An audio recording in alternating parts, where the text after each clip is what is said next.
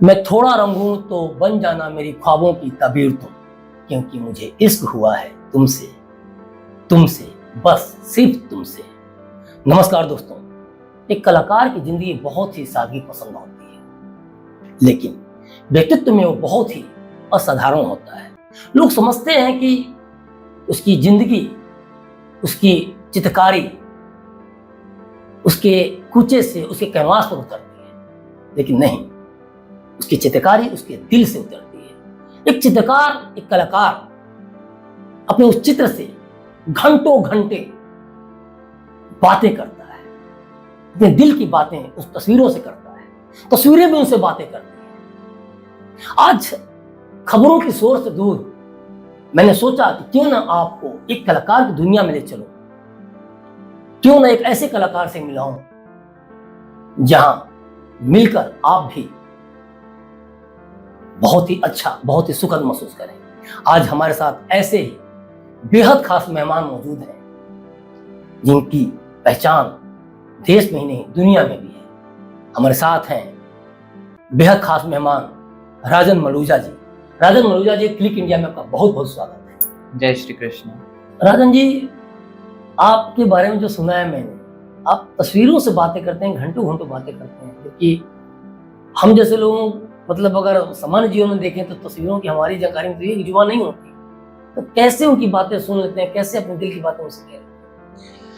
देखिए, हर किसी का इसके अंदर एक रुझान होता है, एक इंटरेस्ट होता है कि अगर मैं और कलाकारों के भी इसके अंदर मैं बात वगैरह करूँगा कि कई लोग जो होते हैं पेंटिंग्स वगैरह बनाते हैं, लेकिन उनका इंटरेस्ट कह लो या उनका रुझान कह लो वो किस तरफ है। और अपने व्यूअर्स को आपके माध्यम से मैं ये भी चीज़ वो बोलूँगा कि पेंटिंग की भी आप उन्हीं की ही खरीदिए, ये भी चीज़ देख कर के कि जैसे एक गृहिणी खाना बनाती है और खाना जो बनाती है अगर वो राधे राधे या हरे कृष्णा या XYZ वो कुछ भी अगर वो बोल रही है तो सारा उसके अंदर जाता है खाने में भी।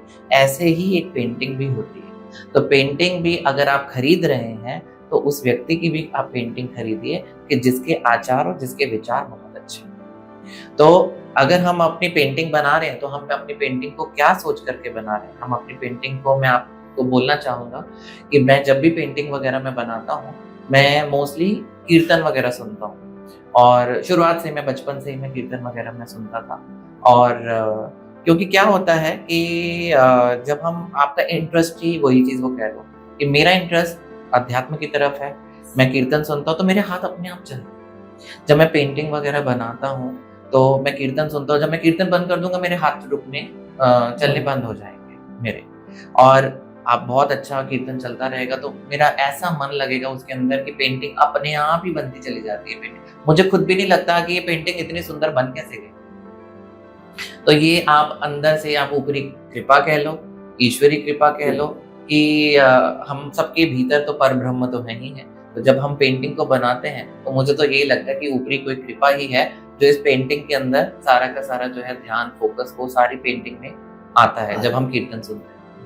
शायद हो सकता है कि बहुत ऐसे लोग हैं जो वो बोलते हैं कि आपकी पेंटिंग जब हमारे घर में लगती है तो एक जब से हमारी आपकी पेंटिंग हमारे घर पे लगी है तो वहाँ का वातावरण बदल जाता है, वहाँ की पॉजिटिविटी आ जाती है। मेरे को ऐसे बहुत लोग बोलते हैं, तो मैं कहता हूँ शायद हो सकता है कि सब ठाकुर जी की ही कृपा है। मतलब कि कहीं ना कहीं आपने जो बताया, मुझे ही ऐसा लगा कि आपकी कला, आपकी चित्रकारी में कहीं ना कहीं श्री कृष्ण राधा दामोदर जी का कुछ ऐसा सखा या इस तरह के कुछ है क्या, जिसे कि आप अंदर से ही प्रेरणा मिलती है? जी, बिल्कुल। इसके लिए मैं ज़रूर आपको ये चीज़ वो बोलूँगा, जैसे कि अभी थोड़ी देर पहले मैंने ये वाली चीज़ वो बोली है और अभी एक नई भी आपको ये वाली बात बताऊँगा मैं कि जब बचपन में ही जब मैं स्कूल जाता था तो स्कूल से अगस्त का महीना होता था, अगस्त के महीने में जन्माष्टमी आती थी और मुझे कोई प्रेरणा देने वाला ऐसा नहीं होता था। तो मैं जब बचपन में स्कूल से स्कूल जब जाते थे और वापस आते थे वहाँ से, तो बीच में बाज़ार पड़ता था, मार्केट पड़ती थी और मैं वहाँ से ही जो है भगवान श्री कृष्ण की पोशाकें, मुकुट वगैरह, बांसुरी ये सब पहले से ही मैं इस तरीके से मैं लेता था। और उस टाइम पे क्योंकि अगस्त का महीना होता है तो बारिश भी डेफ़िनेटली होती है। तो उस समय क्या होता था कि थोड़ा उस टाइम की बात है तो कच्चे बाहर जो सड़कें वगैरह होती थी तो गीली मिट्टी होती थी। उस गीली मिट्टी को उठा करके, मुझे आज भी याद है वो, उस गीली मिट्टी को उठा करके मैं कालिया नाग बनाता था और झाड़ू की तीलियों से मैं देवकी और वासुदेव का कारागार बनाता था। बहुत ऐसे-ऐसे चीज़ें जो होती थी, मैं क्राफ्ट की तरफ कह लो, हैंडीक्राफ्ट की तरफ कह लो, या एक कला के क्षेत्र में मैं कह लो, बहुत सारी ऐसी चीज़ें थी जो मैं वो करता तो था कला के क्षेत्र में, लेकिन उसका सारा का सारा रुझान होता था अध्यात्म। तो मैं उस चीज़ों को अध्यात्म में डाइवर्ट कर देता था। तो इसका ये चीज़ आप कह सकते हो कि मेरा पहले से ही जो रुझान है वो अध्यात्म की तरफ है। बहुत कम उम्र में आप जिस मुकाम पर हैं, इसके पीछे आप किसको श्रेय देना चाहेंगे? क्योंकि ये मुकाम जल्दी किसी को हासिल नहीं होता। इसके पीछे मैं यही चीज़ बोलूँगा आपके सामने, ये ठाकुर जी हैं हमारे, जिनको मैं फ़ॉलो करता हूँ, मैं वृंदावन जाता हूँ, और इनकी शक्ति और मेरी माँ की शक्ति, ये दोनों मिलकर के ही मुझे प्रेरणा देती है। और जब मैं पेंटिंग बनाता हूँ, जैसा कि मैंने आपको बोला है कि मैं आजकल के जो दूसरे कलाकार वगैरह होते हैं, मैं बोलना नहीं चाहूँगा इस चीज़ का, लेकिन उनका रुझान कुछ वो खाते पीते हैं या उस तरीके से, जो उनकी चेतना है। सबसे बड़ी बात है, अगर आपके जिस घर में आप रहते हो, आप उस घर में स्वच्छता ही रखोगे, गंदगी कभी नहीं लाओगे। ऐसे ये भी हमारा एक घर है, जो शरीर भी है ये हमारा एक घर है। अगर हम इसके अंदर जो डालेंगे वो क्या होगा, वो हमारे अंदर एक गंदगी ही आएगी। तो जब आप अच्छा डालोगे, अच्छा आहार खाओगे, जैसा कहते हैं जैसा आहार वैसा विचार, तो जो आप खाओगे वैसे आपके विचार बनेंगे। तो जो तभी कहते हैं कि सात्विक भोजन ही करना चाहिए। और ये शुरुआत से ही मैं आपको बोलूँगा कि मैं बचपन से ही सात्विक भोजन की तरफ ही मैं रहता था ज़्यादा। तो आज यही चीज़ ही कह लो कि वही चीज़ जब हम अपने क्रियाकलापों में करते हैं, क्योंकि एनर्जी भी देखो आहार से तो आती ही आती है। तो जैसा आहार आप खाओगे वैसा आपका आचार बनेगा और वैसा आपका विचार बनेगा। अब तक आपने बहुत सारी पेंटिंग बनाई, काफी नामचीन हस्तियों की दीवारों पे भी उन पेंटिंग को मैंने भी देखा है मीडिया के माध्यम से।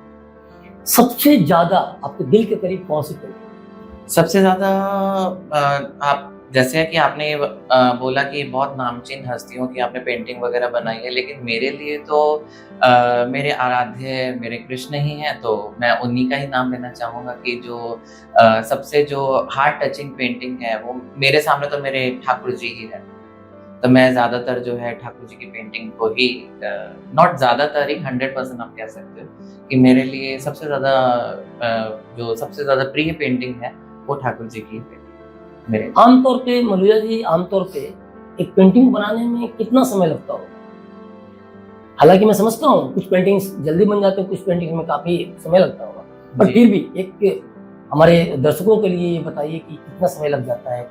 देखिए, अलग-अलग तरीके की पेंटिंग्स वगैरह होती हैं, जैसे कि वाटर कलर पेंटिंग्स वगैरह होती है, और ऑयल पेंटिंग होती है, एक्रेलिक पेंटिंग होती है, चारकोल शेडिंग होती है, तंजोर पेंटिंग होती है। तो डिपेंड करता है कि कौन सी पेंटिंग है। अब जैसे कि अगर आपने पेंटिंग का किया, एक्रेलिक पेंटिंग वगैरह होती है, वो ऑयल पेंटिंग से थोड़ी जल्दी बन जाती है। ऑयल का मतलब ही एक तैलीय वो है ऑयल। तो अगर हम ऑयल पेंटिंग बनाते हैं तो जितना एक्रेलिक में लगता है उससे डबल जो है वो ऑयल पेंटिंग में लगता है। अब जैसे मान लो कि आपके सामने जो पेंटिंग वगैरह लगी है, राधा कृष्ण की पेंटिंग्स वगैरह और भी पेंटिंग्स वगैरह है, तो एक छोटी पेंटिंग को बनाने में जैसे ऑयल पेंटिंग है तो उसको 15 से 20 दिन लगते हैं, और एक्रेलिक पेंटिंग को भी आप कह सकते हो 10-15 दिन लग जाते हैं एक छोटी पेंटिंग को बनाने में। अगर बड़ी पेंटिंग तो फिर महीनों महीने। यंगस्टर्स के लिए अगर देखा जाए एक करियर ऑप्शन के तौर पर, तो ये फील्ड कितना बेनिफिशियल है? देखिए, इसमें मैं ये चीज़ ज़रूर बोलना चाहूँगा कि पहले का दौर और था। आज से 15-20 साल पहले या 25 साल पहले और दौर था, जब इस कला के क्षेत्र को कोई इतना ज़्यादा तवज्जो नहीं देता था, समझता नहीं था। और उस टाइम पे जो है लोग ज़्यादातर ये कहते थे कि एमबीए कर लिया जाए या डॉक्टरी कर ली जाए या एक्सवाइजेड और भी बहुत सारी जो फील्ड है, नॉन मेडिकल या इंजीनियर वगैरह, वो कर लिए जाए। अब लोगों को थोड़ा सा समझ में आने लगा है कि कला के क्षेत्र में भी बहुत कुछ है, लेकिन सबसे बड़ी बात है जब आप किसी को कुछ बन करके दिखाते हैं और एक नाम हासिल करते हैं, एक समाज में, एक सोसाइटी में, जब आपका नाम होता है, दुनिया आपको जानती है, तो दुनिया अपने आप ही कहती है कि हम भी अपने बच्चे को इस लाइन में डालना चाहते हैं। और मेरे को ऐसे बहुत सारे कॉल्स आते हैं मुझे, जब आज सोशल मीडिया में मैं बहुत एक्टिव रहता हूँ और बहुत लोग हैं जो मुझे देखते हैं, और मुझे बहुत सारे कॉल्स भी आते हैं इस चीज़ के, मुझसे लोग सीखना चाहते हैं। हालाँकि मैं अभी मना कर देता हूँ क्योंकि मुझे इतना टाइम नहीं मिल पाता कि मैं सिखाने का, लेकिन आगे के लिए मैं ज़रूर इस चीज़ के लिए फ़ोकस करूँगा, सोचूँगा कि मैं अपना एक इंस्टीट्यूट बड़ा-सा मैं खोलूँ और उसमें मैं लोगों को सिखाना स्टार्ट करूँ। मैं और मेरी टीम जो है नीचे, वो लोगों को सिखाना स्टार्ट कर रहा है। आजकल सोशल मीडिया का ज़माना है, डिजिटल ज़माना है। जब आप कुछ बन करके दिखाते हो, दुनिया आपको जानती है, पहचानती है, तो डेफ़िनेटली लोगों के मन में कहीं न कहीं वो क्लिक करता है कि ये जब इंसान छोटे से, जैसा कि ये बता रहे हैं कि आगे बढ़ सकते हैं इतना, और क्यों हम अपने बच्चों को क्यों नहीं ऐसा कर सकते? अच्छा, आज के डेट में क्या है कि पेंटिंग में ये तो जग जाहिर है कि पेशेंस की ज़रूरत होती है, बट आज की न्यू जनरेशन में पेशेंस थोड़ा कम है।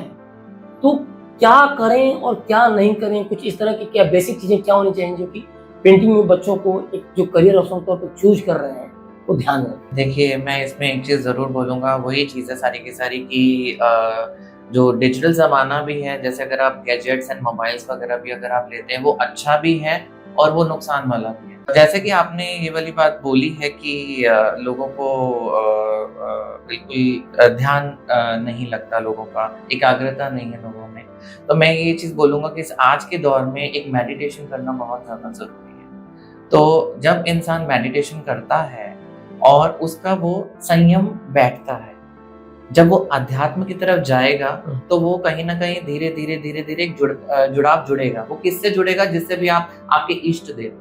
तो मैं अगर अपनी बात करूँ कि आप मेरे से अगर पूछेंगे कि आपका जो है आप इतने घंटों-घंटे बैठते हैं, हालाँकि मेरे जो व्यूअर्स हैं, जो देख रहे हैं इन सब चीज़ों को, मैं उनको भी ये वाली चीज़ मैं बोलना चाहूँगा कि आपके माध्यम से कि मैं घंटों-घंटे पेंटिंग्स वगैरह मैं कैसे बनाता हूँ या बैठता हूँ। तो मेरा एक ही मैं इसमें ज़रूर बोलूँगा कि मेरा यही है कि मैं जल्दी सुबह उठता हूँ और मैं 4 साढ़े 4 बजे उठ जाता हूँ मोस्टली।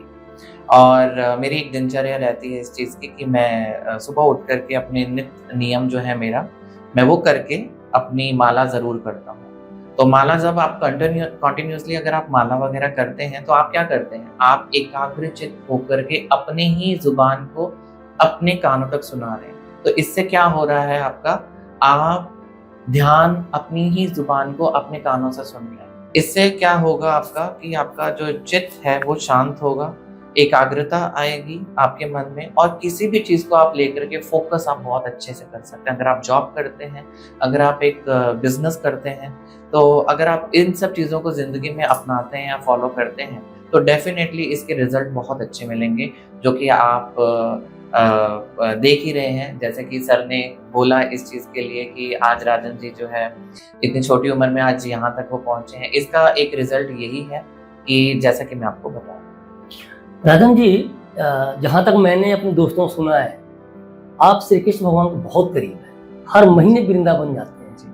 इस उम्र में जहाँ न्यू जनरेशन फिल्मों और इंटरनेट की बिना लगी रहती है, आप अपने व्यस्तम समय में से समय निकाल के जाके बांके बिहारी जी का दर्शन करना, वृंदावन धाम में जाना, क्या इस आस्था के पीछे क्या प्रेरणा रही है? कैसे ये सब संभव हो पाया? ये गॉड गिफ्ट कह सकते हो। जैसे कि भगवत गीता में क्या लिखा हुआ है, हजारों मनुष्य में से एक बिरला ही जो होता है, क्योंकि ये भगवान हर किसी को इतनी दया, इतनी दृष्टि नहीं करते हर किसी के ऊपर। जैसे कि मान लो एक माता पिता के बच्चे हैं और बच्चा बहुत परेशान कर रहा है उनको, तो माता पिता क्या बोलेंगे?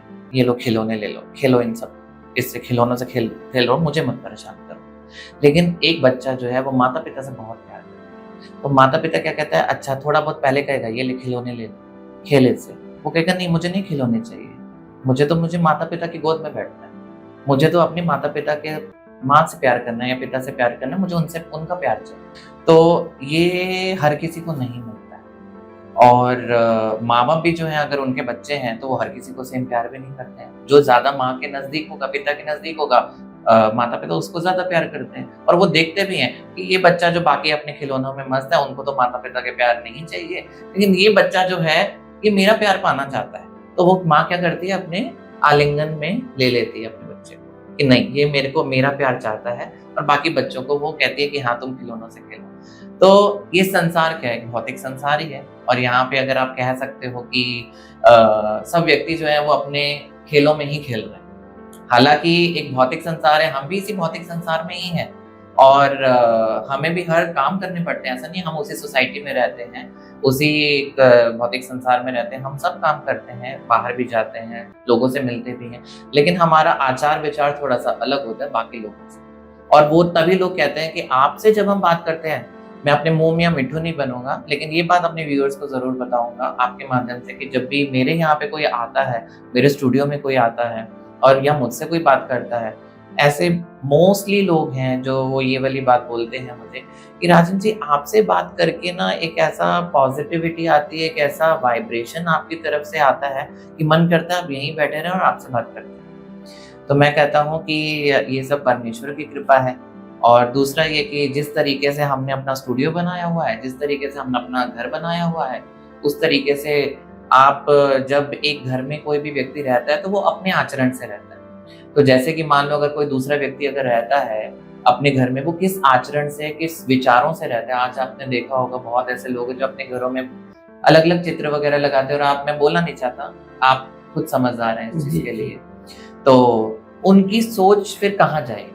जो वो देखेंगे तो उसी वही तो अपने मन में उतारेंगे, वही तो अपने मन में उतारेंगे। तो तभी तो कहते हैं कि आपका वातावरण, हम क्यों मंदिर जाते हैं? हम अपने आप को, जैसे मोबाइल को रिचार्ज करते हैं ना, मोबाइल की बैटरी कम हो जाती है, हमारी भी बैटरी कम हो जाती है, हम मंदिर में रिचार्ज करने अपने आप को जाते हैं, हम पॉजिटिव एनर्जी वहां से लेते हैं, फिर हम अपने कामों में वापस आ जाते हैं, फिर अपने काम बहुत अच्छे से करते हैं और फिर जाते हैं, फिर अपने को रिचार्ज करके फिर हम वापस आते हैं मोबाइल। जैसे मोबाइल को रिचार्ज करते हैं वैसे हम अपने आप को रिचार्ज करते हैं। जी राजन जी आज इस मुकाम पर हैं, उसके पीछे काफी शुरुआती संघर्ष भी रही होगी, शुरू में तवज्जो भी लोगों की नहीं मिल रही होगी, ध्यान भी उतना नहीं लोगों को जा रहा होगा, आप ओवरऑल कैसे इसको क्या बताएंगे? देखिए मैं ये चीज़ इसमें ज़रूर बोलूँगा कि पहले जो है अगर कोई भी व्यक्ति कोई भी काम करता है, हमारे सामने भी क्यों, हमारे को नहीं दिखाई देगा कि ये वाला व्यक्ति है वो कब कहाँ कितने आगे तक वो पहुँच सकता है। आज नरेंद्र मोदी जी जो हैं वो पूरे विश्व के सबसे बड़े नेता उभर करके निकले हैं और हैं भी वो, और उनका जो उनकी जो कर्तव्य है जो उनके हैं वो आज पूरी दुनिया में डंका बजा रहे हैं इस चीज़ का, क्योंकि वो बचपन से ही आध्यात्मिक है। आध्यात्मिक एक ऐसी चीज़ होती है जो एक शक्ति है जो आपको अंदर से प्रेरणा देती है। और सबसे बड़ी बात उनके साथ भी यही है कि ईश्वरीय कृपा और अपनी माँ का, जिनके वो चरण धोते हैं और चरण धो के वो पीते हैं अपनी माँ को, और आज उन्हीं की दो शक्तियों की वजह से आज वो कहाँ से कहाँ पहुंचे, और वो किस वजह से? ईश्वरीय कृपा और अपना माँ का आशीर्वाद। तो मैं सबको भी यही चीज ही बोलना चाहूंगा कि अपने माता पिता की जरूर सेवा कीजिए। जिसने अपने माता पिता की सेवा कर ली और अपने कर्तव्यों को, अपने जो ड्यूटीज को, जो जिस भी वो क्षेत्र में है, अगर वो अच्छे से वो करते हैं, अपने माँ बाप का ख्याल रखते हैं, तो डेफिनेटली वो ऊंचाइयों को जरूर छुएंगे, क्योंकि वो परमेश्वर भी ऊपर से देखता है कि ये जो अपना रोल है ना नीचे, वो बहुत अच्छे से अदा कर रहा है। यहाँ सब रोल ही अदा करने के लिए आए हैं, लेकिन यहाँ पे जब इंसान, भगवान ऊपर से देखता है कि नहीं, मैंने इसको जो किरदार दिया हुआ है, ये बहुत, हम फिल्म देखते हैं 3 घंटे की, तो 3 घंटे की फिल्म में क्या होता है कि एक हीरो हीरोइन को किरदार दिया जाता है, तो हम भी यहाँ पे एक किरदार ही निभाने के लिए आए हैं। तो भगवान ने हमारे को यहाँ पे किरदार सबको अलग अलग निभा के दिए हैं कि कोई बेटा है, कोई माँ है, कोई पिता है, कोई भाई है, कोई कुछ है, कोई कुछ है। तो सबको अपने अच्छे अच्छे ड्यूटीज वगैरह जो है वो आप निभाइए सबके प्रति। बहन है तो बहन के प्रति अपनी ड्यूटीज अच्छे से निभाइए, भाई है तो भाई के प्रति अच्छी ड्यूटीज निभाइए, माता पिता अपने बच्चों के लिए अच्छी ड्यूटी। जब हम ये काम करने लग जाएंगे तो हम एक दूसरे से ईर्ष्या ही नहीं करेंगे, क्योंकि हमें पता है कि हम तो एक किरदार निभाने के लिए यहाँ पे आए। आज के दिन में ऐसा लगता है गार्जियंस को और खासतौर पर बच्चों को भी लगता है कि फिजिक्स और मैथ्स पढ़ के ही करियर को संवारा सकता है, लेकिन कई बार इस चक्कर में गार्जियन बच्चों को ड्राइंग नहीं करने देते हैं, पेंटिंग नहीं करने देते हैं, बच्चे भी हमेशा प्रेशर में, कोटा वगैरह वाली आप घटनाएं देख ही रहे हैं। तो करियर के तौर पे अगर एक पेंटिंग को लेकर चला जाए, तो आपसे मैं ये सवाल करना चाह रहा हूँ कि आपकी एक पेंटिंग आमतौर पर कितने में बिक जाती है? या हालांकि मुझे पता है कुछ कम में, कुछ ज़्यादा, कुछ बहुत ज़्यादा होती होंगी, बट ये सवाल मेरा इसलिए है कि करियर के तौर पे आपके माध्यम से व्यूअर्स या लिसनर्स देखें तो करियर के तौर पे पेंटिंग को चूज करें, वो इस क्षेत्र में भी आगे बढ़ सकते हैं। सिर्फ मैथ्स, फिजिक्स या केमिस्ट्री से ही वो जीवन में अच्छा नाम नहीं मैं इस चीज़ के लिए अपने व्यूअर को आपके माध्यम से ये चीज़ ज़रूर बताना चाहूँगा, क्योंकि आज मैं इस पोजीशन पे आ चुका हूँ कि आज मैं इस तरीके से मैं बोल सकता हूँ और लोगों को समझा सकता हूँ। अगर आज यही सवाल मुझसे शायद 5 साल पहले या 10 साल पहले पूछा होता तो शायद मैं इस चीज़ का जवाब ना दे पाता। जी।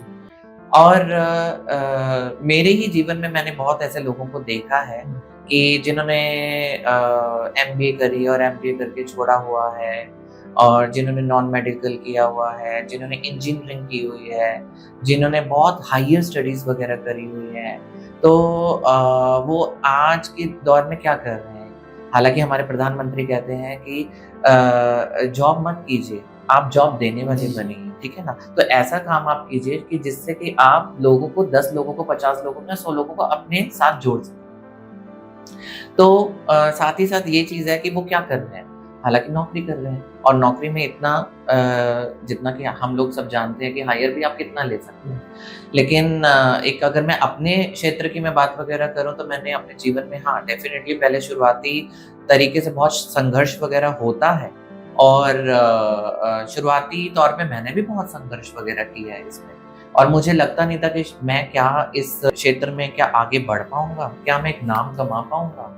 क्या मैं इतना आगे तक बढ़ पाऊँगा?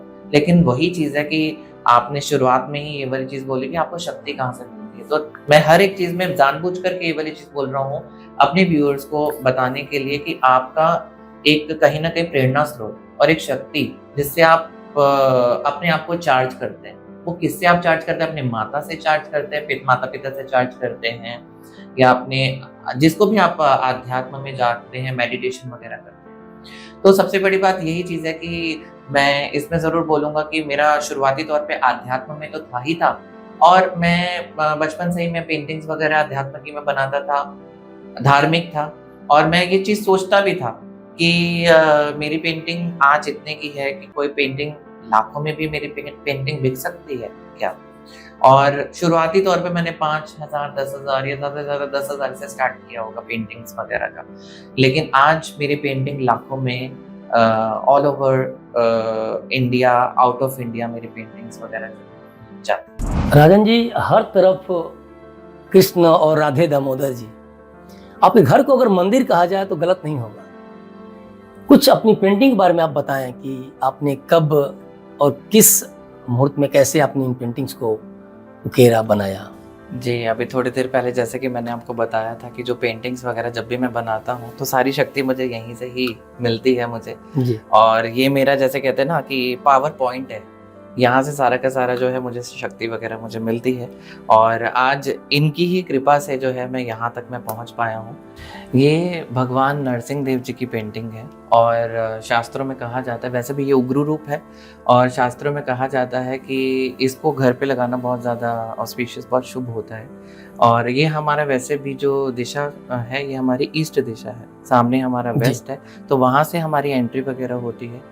तो इसी वजह से मैंने इनको भगवान जी को, जो भगवान जी के चित्र है, मैंने यहाँ पे लगाया कि कोई भी जैसे कहते हैं बुरी बला हो, किसी की बुरी नज़र वगैरह हो, तो इनको देखते ही इनकी निगाह, इनकी नज़र इस तरीके की है कि कोई भी दुश्मन कह लो या बुरी बला कह लो, वहीं देखते ही वहीं खत्म हो जाती है। इसी वजह से एक पेंटर की नज़र से देखा जाए तो उसमें पेंटिंग की कुछ बारीकियां या फिर कुछ ऐसे कलर का, कुछ रंगों का कुछ समावेश, या कुछ आप बताएंगे क्या एक व्यूअर्स, हमारे लिसनर्स को? जैसा कि आप देख रहे हैं, और आपने बोला भी है मुझे कि राजन जी ये बहुत सुंदर आपने पेंटिंग वगैरह बनाई है। इसके अंदर जो डिटेलिंग वगैरह आप देख रहे हैं, इसमें ये जो गोल्ड का काम हुआ हुआ है जी, ये पहले इसमें क्ले का काम वगैरह, क्ले से किया हुआ काम। अच्छा। फिर इसके ऊपर गोल्ड का पत्रा हमने चढ़ाया इसके ऊपर, और सबसे पहले प्लेन कैनवस के ऊपर, हालांकि ये इन्हीं की बनाई हुई मेरी यूट्यूब पे वीडियो भी है जी, और आप वो वीडियो भी देख सकते हैं बनाते हुए। और इनके अंदर जो है सबसे पहले प्लेन कैनवस के ऊपर हमने ड्राइंग वगैरह करके, और जहाँ जहाँ पे जैसे जैसे जो कलर्स वगैरह हैं वो हमने इसके ऊपर किए। और हालांकि मैंने ये जो पेंटिंग है ये मैंने एक किताब है, शास्त्र जो है, मैंने उनमें से देख करके ही मैंने ये पेंटिंग को बनाया है। बट उकेरा तो आपने ही है ना? जी। अच्छा, ये एक पेंटिंग बड़ी खूबसूरत लग रही है, काफी बड़ी पेंटिंग भी है। तो इस पेंटिंग के बारे में आप बताएं। इसमें श्री कृष्ण भगवान का हम दर्शन कर रहे हैं, गोपियां हैं, नाव खेल रही हैं, तो कैसे ये और मेरी कितना समय लगा? One of my favourite painting आप कह सकते हो। अच्छा, मेरी अच्छा। ये वाली जी। पेंटिंग है, इसमें ये नौका विहार है। तो भगवान की सारी जो गोपियां हैं और राधा हैं और कृष्ण भगवान जी जो हैं वो नौका विहार कर रहे हैं। ये नौका विहार पेंटिंग है। जी। तो इसको आपको भी मैं आपसे पूछना चाहूंगा कि जब आप इस पेंटिंग को देख रहे हो तो आपको ये कैसा महसूस हो रहा है इस पेंटिंग को देख रहे देखिए, कृष्ण भगवान जहाँ हो तो वो तो खैर आध्यात्मिक और फिर मन को शांति और एक मतलब जो मन जो मस्त उस टाइप का माहौल तो रहता ही है खैर। जी। और हम लोग शुरू से ही अपनी गाड़ी में, घर में जो इस्कॉन मंदिर के जो मंत्र वगैरह बजते हैं या जो, तो अभी हम लोग बात कर भी रहे थे, जी, जी। तो एक अजीब सी अनुभूति, एक आध्यात्मिक अनुभूति तो होती है। जी। तो इसमें कोई दो राय नहीं है। और इसीलिए मेरा ध्यान गया कि आपकी पेंटिंग के बारे में जानूं कि इसमें कितना समय लगा और कैसे इस अगर आप देखेंगे साकार तो हर दिशा में आपको कृष्ण भगवान की पेंटिंग और जी, बिल्कुल। विष्णु भगवान की पेंटिंग वगैरह, राधा रानी की पेंटिंग वगैरह दिखाई देगी। तो इन सब चीज़ों से हमारे को प्रेरणा मिलती है, जिसमें आप रुझान कह लो कि मेरा रुझान है, तो उस तरीके से मैंने अपने घर को बना रखा है कि आप कह सकते हो ये भी चीज़ कि ये घर नहीं, एक मंदिर भी मंदिर है। बिल्कुल जी, बिल्कुल, मैंने जी। इसीलिए इन पर सवाल कुछ जी, किए कि जी। ये घर कम मंदिर ज्यादा लग रहा है। हर तरफ राधा दामोदर जी, हर तरफ श्री कृष्ण भगवान, राधे जी। तो ये हालांकि इस तरह का मेरा बड़ा विरला अनुभव है आपके साथ, तो जी। इसलिए मैं कह रहा हूँ कि आखिर अपने कुछ और पेंटिंग के बारे में आप जरा बताएं। जैसे ये पेंटिंग बड़ी खूबसूरत लग रही है, पेंटिंग भी है, मूर्ति भी है, जो भी कह लें, तो इस बारे में थोड़ा सा बताएं। ये कि स्कल्पचर आर्ट है, इसको मूर्ति कला कह सकते हैं, जी। रिलीफ आर्ट भी कह सकते हैं इसको। और इसको बनाने का तरीका ये है कि सबसे पहले हमने जो है ये सबसे पहले इसको क्ले में बनाया था।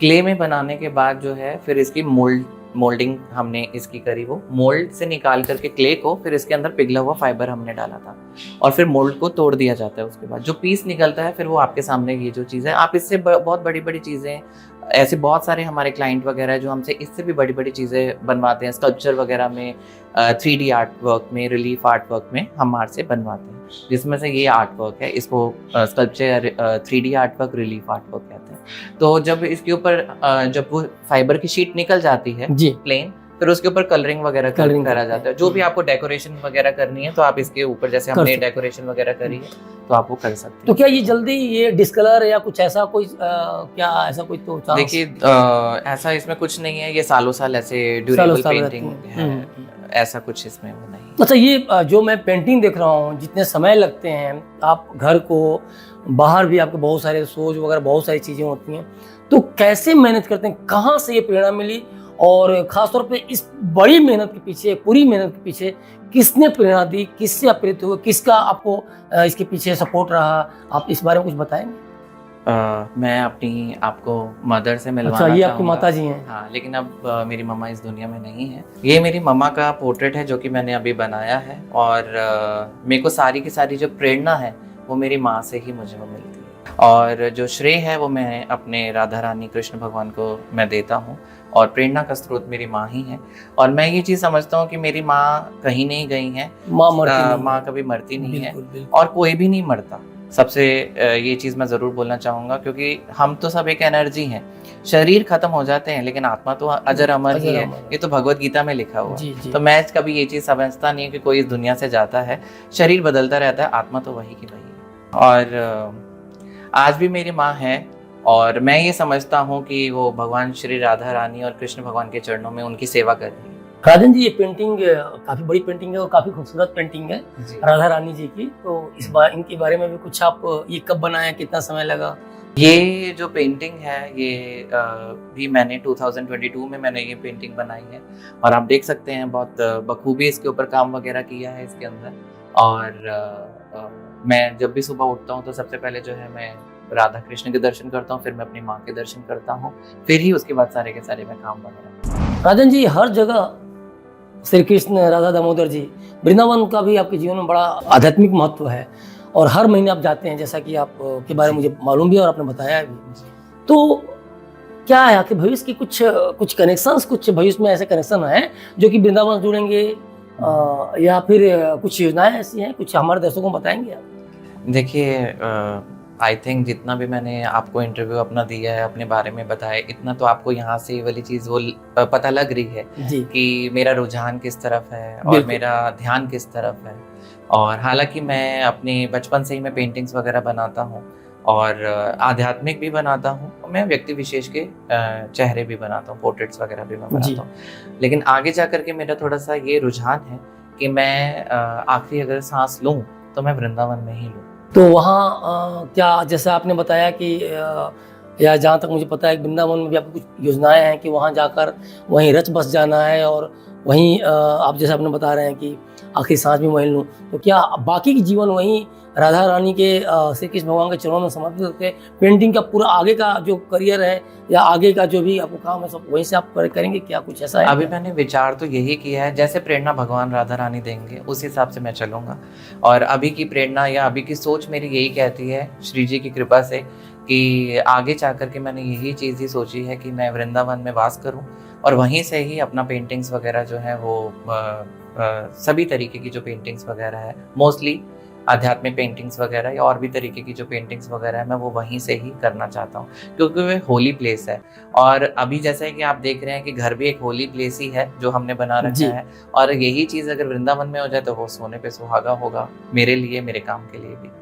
और जैसा कि अभी मैं बता रहा हूँ, जैसे श्री जी राधा रानी कृपा करेंगे उस हिसाब से वो होता चला जाएगा। राजन जी, वैसे तो कई सारी अचीवमेंट्स आपकी हैं, लेकिन बहुत सारी नामचीन हस्तियों के घर में दीवारों पे आपके कई सारे पोस्टर भी लगे हुए हैं। थोड़ा अपनी उपलब्धियों के बारे में हमारे दर्शकों को बताएं। देखो, अब आज के टाइम पे मुझे बहुत ज़्यादा एक फ़क्र महसूस होता है, बहुत एक खुशी महसूस होती है इस चीज़ के लिए कि चाहे आम हो या ख़ास।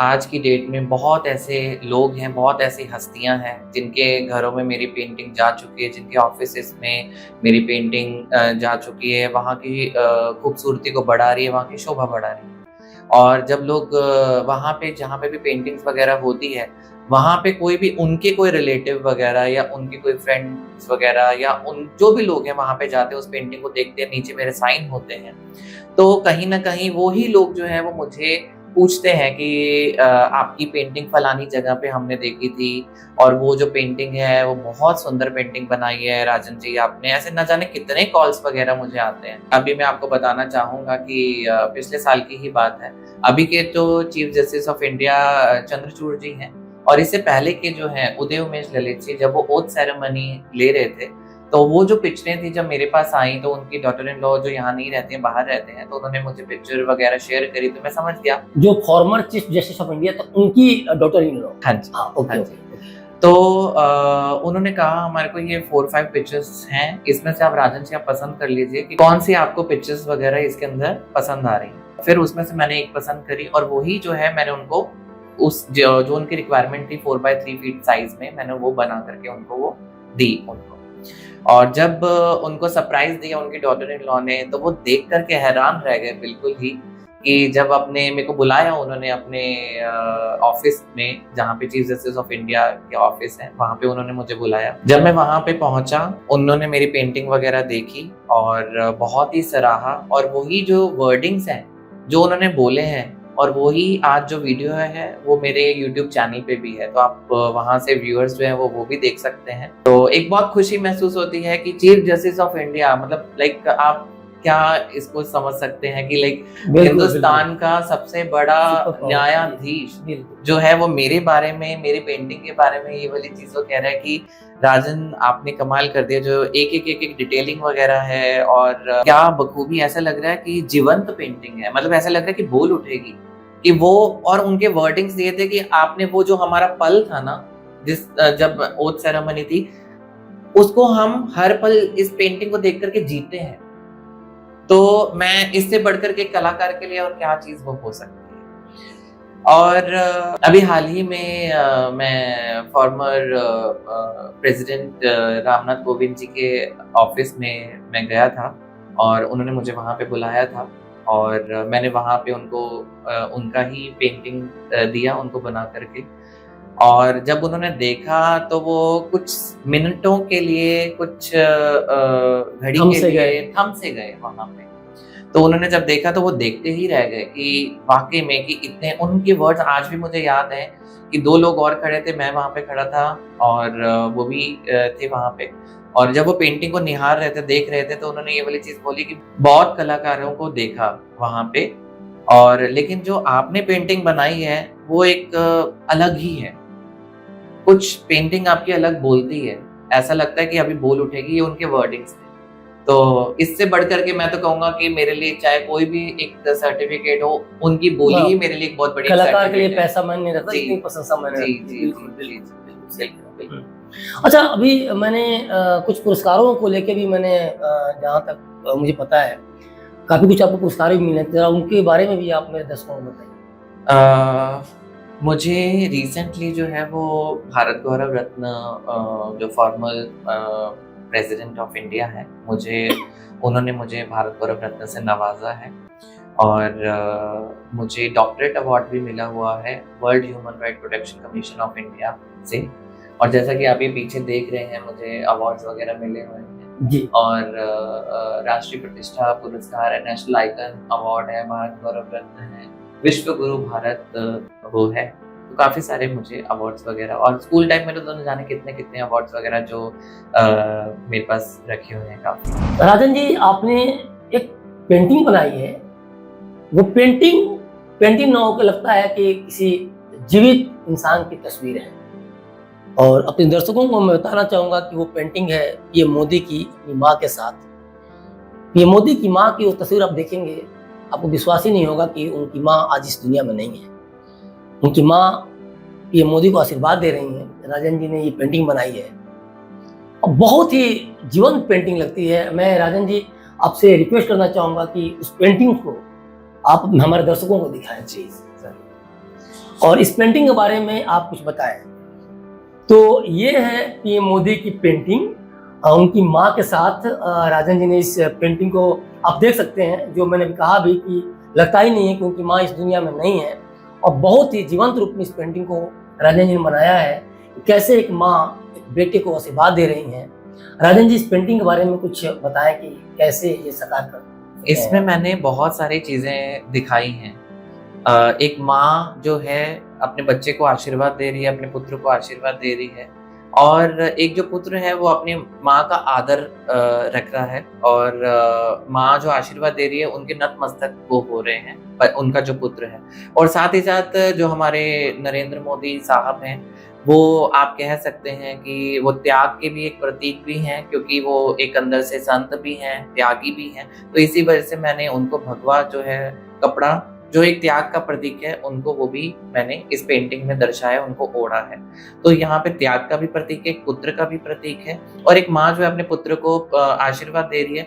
आज बेशक उनकी माँ शरीर रूप से ना हो, लेकिन आशीर्वाद देते हुए वो जीवंत है, उनके साथ ही है, आत्मा उनकी जीवित ही है। और जैसे कि मैंने आपको बताया था कि आत्मा तो कभी मरती नहीं है, शरीर मरते हैं, आत्मा कभी नहीं मरती। तो आज भी उनकी माँ है और किन नामचीन हस्तियों की आपने पेंटिंग बनाई है, कुछ उस बारे में हमारे दर्शकों को बताएं।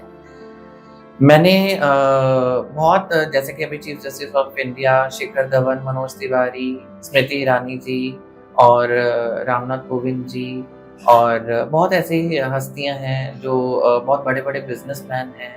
और सबसे बड़ी बात यह है कि हमारी जो पेंटिंग है आर्मी एरिया में बहुत जाती है हमारी पेंटिंग वगैरह। जो बड़े बड़े ब्रिगेडियर हैं, लेफ्टिनेंट हैं, कैप्टन हैं, जो भी उनके वहाँ पे सब होते हैं, बड़े बड़े जो ऑफिसर्स वगैरह, उन सब के मैस एरिया में हमारी पेंटिंग्स वगैरह जाती है। तो बहुत हमारी आर्मी एरिया में तो बहुत हमारी पेंटिंग्स वगैरह जाती है। राजन जी, इस पेंटिंग को बनाने की प्रेरणा आपको कहाँ से मिली? ये जो पेंटिंग की प्रेरणा है बनाने का, तो मुझे formal president of India Ramnath Kovind ji ने मुझे बोला है बनाने के लिए। जी जी जी। तो उन्होंने ये मुझे स्पेशली ये वाली चीज़ वो बोली थी कि आप अकेले मोदी साहब की मत बनाइएगा, उसमें उनकी माँ भी होनी चाहिए पेंटिंग में।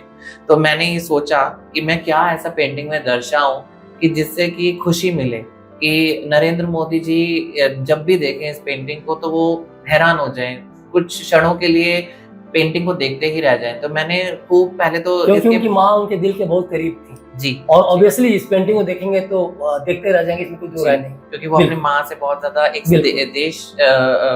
इस देश से भी बहुत प्यार करते हैं और अपनी माँ से भी बहुत प्यार करते हैं।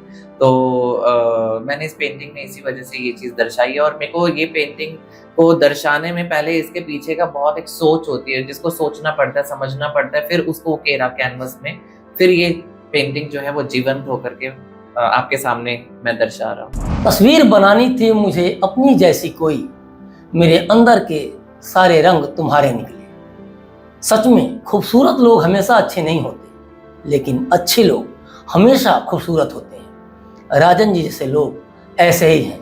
राजन जी, क्लिक इंडिया में आप आए, आपका बहुत बहुत शुक्रिया। Thank you so much. तो बने रहिए दोस्तों क्लिक इंडिया के साथ और मुझे दीजिए इजाज़त। शुक्रिया।